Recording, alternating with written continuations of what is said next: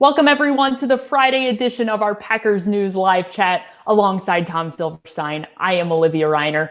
The Packers hit the practice field for the final time this week, gearing up for their game against the Minnesota Vikings this weekend. We'll bring you the latest on the injury report for both the Packers and the Vikings and discuss how that might impact the game this weekend in just a moment. However, as always, before we begin, if you're over on Facebook, Periscope, or YouTube, leave us a question down in the chat or a comment, anything that is on your mind. Tom and I will get to some of those toward the end of our conversation today. Let me put on my meteorologist cap for just a moment. Looking ahead to Sunday, the forecast currently is a high of 37 degrees Fahrenheit with winds up to from 25 to 35 miles per hour. Some gusts are supposedly going to get up to 40 miles per hour. Kicking in Lambeau Field, especially in windy conditions like Sunday, is an art form. It's one that veteran kicker Mason Crosby knows extremely well. However, he's listed as questionable with a left calf and a back injury heading into Sunday's game against the Vikings. How will Crosby's availability impact head coach Matt LaFleur's play calling, especially on fourth down?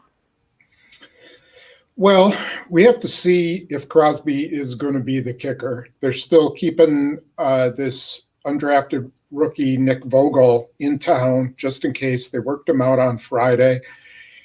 I have a gut feeling that Crosby's going to be okay. I thought LaFleur kind of sounded on Friday like he was semi-confident he would play, but I do think with all that wind, I think they'll go for it a little more on fourth down. And, you know, if anything, they'll test his leg and see what his distance is, but not push it. I don't think they'll push him at all.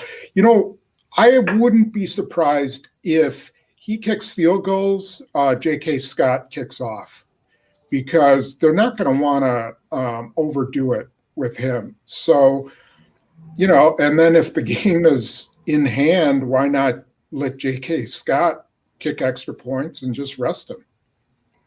6 additional players are listed as questionable for Sunday's game against the Vikings, including left tackle David Bakhtiari, who's been out the last game. He missed last week's game against the Texans with a chest injury. Looking back at the offensive line that the Packers put out against the Texans, Billy Turner started at left tackle and Rick Wagner started at right tackle. Quarterback Aaron Rodgers was only pressured on 5.9% of his dropbacks, which was a season low. How likely is it that the Packers end up putting Billy Turner back at left tackle and letting David Bakhtiari take another week off and playing it safe? My gut tells me that's what they're going to do. I know they will swear up and down that they're not thinking about the San Francisco game on Thursday night, but they are. You know, you have to. You can't not think about a game against your number one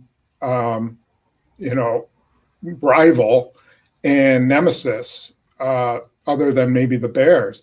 So I do think they'll hold him out. I think they can get through this game with the Vikings. I don't think it would be overwhelming to the offensive line.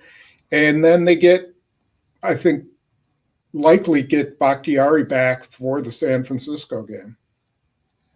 The Packers have already ruled out running back Aaron Jones and cornerback Kevin King, who have been dealing with calf and quad injuries, respectively. This is the 3rd consecutive game that King is missing, and it's the 2nd consecutive game that Jones is missing. Coincidentally, both King and Jones become free agents in 2021. How do these missed games impact the contract negotiations that King and Jones are having? Well, let's start with Aaron Jones. I still think that he's in position to cash in, but let's see how the rest of the season goes. And I'm starting to think that's what the Packers wanted to do. Let's see how the season goes. See if you can stay healthy. And if you can, then we'll think about paying you. So let's see where that goes. He did have a little bit of an injury history not a little bit, but he had an injury history before last season.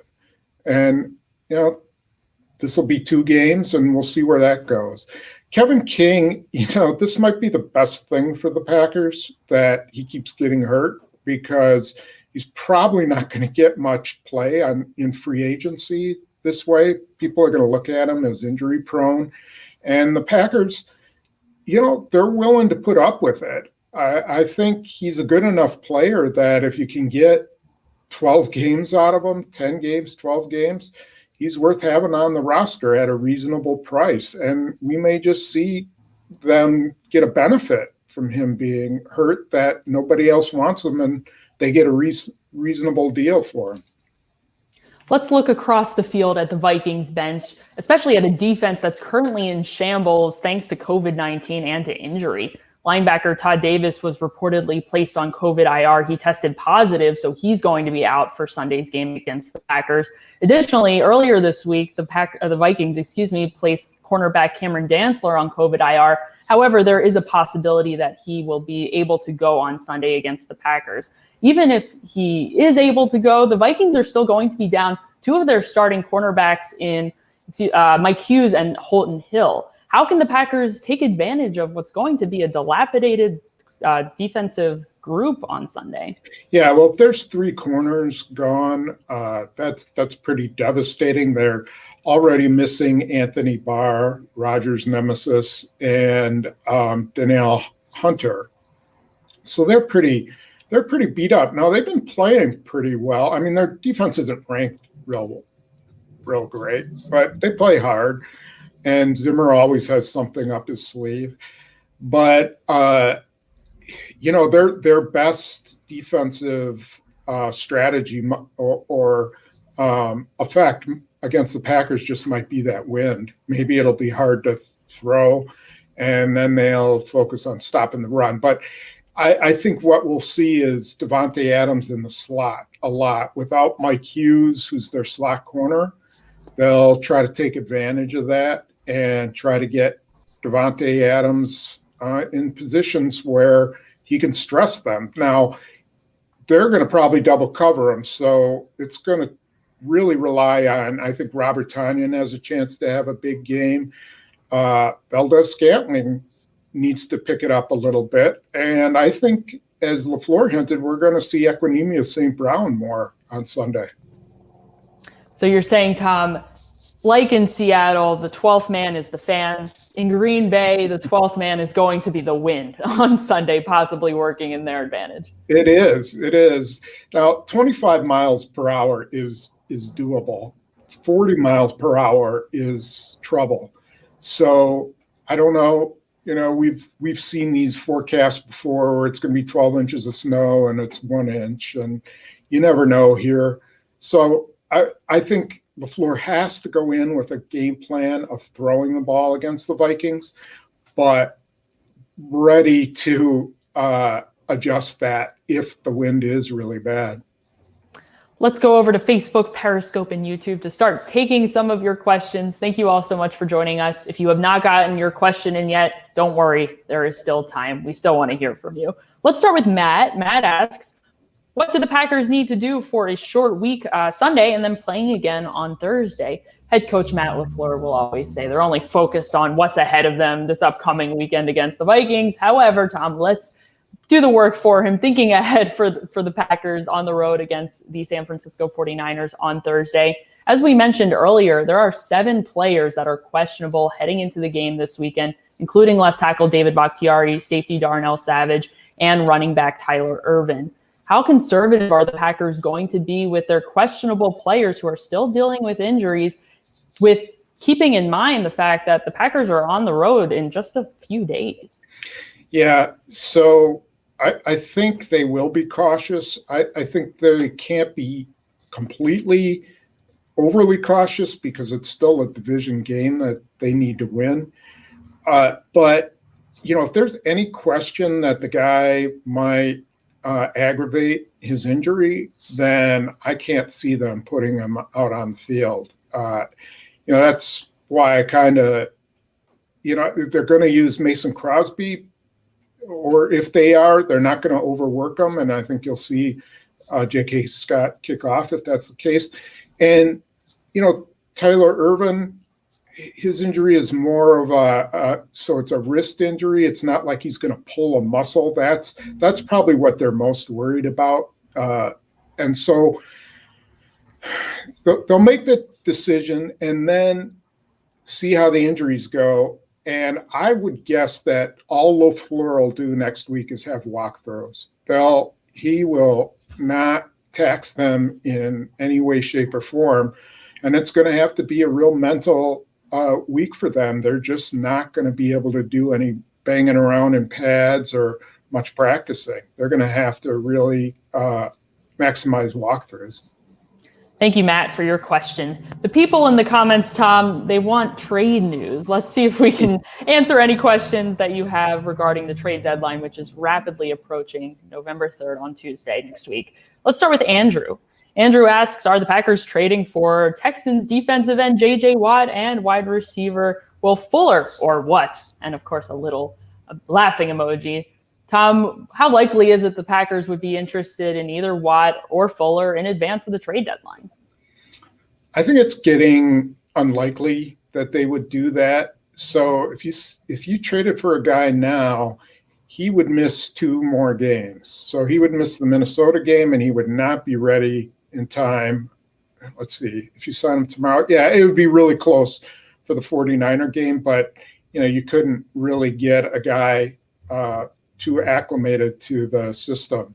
So more than likely he'd miss 2 more games. So I think it's becoming more and more unlikely they trade for anybody significant. I think it's got to be a huge bargain. I think it's got to be one of those cases where the team is just, they've shopped the guy, they can't get anything. They don't want to trade him to a rival. Maybe an AFC team wants them to be in the NFC. That's where it would happen. But I don't see that happening with the 2 Texan guys. Thank you. Thank you, Andrew, for your question. Tom, you've mentioned you think the Packers might be sellers by the trade deadline. We've got a question here from Cheesehead, and perhaps you could correct yourself if you have different feelings in just a moment. Cheesehead over on Facebook asks, do you think that the Packers will play wide receiver Equanimeous St. Brown this week, maybe to showcase him for a potential trade? St. Brown has only got a game or so under his belt after coming off of injured reserve just the other week, and he wasn't very active. He hasn't been very active in the game that he has been at and that he was up for. He will be once again available this upcoming weekend. How likely is it that the Packers are trying to move him, seeing as he hasn't played all that much with the Packers? I don't think so. He's cheap. He does not cost much against the salary cap. And he's a young guy who's still developing and has shown some promise. So no, I don't think that's a possibility. And when I wrote that column about selling, it was very much about strategic selling. Guys that they're probably going to lose next year or have to cut in order to get underneath the cap. And that maybe they could try to get something for a guy like Dean Lowry, or maybe Adrian Amos, maybe because some of those safeties are starting to play pretty well. Someone who maybe a team just is willing to give up a decent draft pick, and you can get a draft pick rather than cut the guy and cut some salary cap space. Why not? We've got another trade-related question here from Zach. Zach asks, does Bengals wide receiver John Ross make sense for the Packers? Ross took to Twitter today to voice his displeasure with what's going on with the Bengals. He says that he has requested a trade. It is no secret. How likely is it that the Packers would be interested in a receiver like Ross? I think he's someone they should probably have inquired about. I don't know. They may be turned off a little bit by how he's going through this whole thing and going to Twitter. And that's not really Brian Gutekunst's style. So that could turn him off a little bit. Also, I doubt that the Bengals, their history is not to fire sale and just give guys away, although they kind of gave Carlos Dunlap away. So I do think that they may have inquired, but that's as far as, I don't know. He would be an interesting addition. That guy can fly. Thank you, Zach, for your question. Let's go to Frank. We discussed this a little bit at the top of our show, but Frank asks if kicker Mason Crosby can't go, Will the Packers go with Vogel or with J.K. Scott as kicker? What does this decision-making process look like over the next less than 48 hours now before the game on Sunday? So Crosby did some kicking on Friday inside the Hudson Center. I think what they want to see is how does his calf react to it tomorrow? Is he really sore? Is there swelling? Anything like that?